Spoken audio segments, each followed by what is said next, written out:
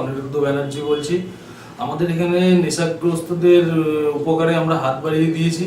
এখানে brown sugar, alcohol, pills, cup syrup, injective drug users, glue, dendrite, eraser, remover প্রভৃতি বিভিন্ন ধরনের নেশার আসক্ত পুরুষদের রেখে আমরা ট্রিটমেন্ট করে থাকি।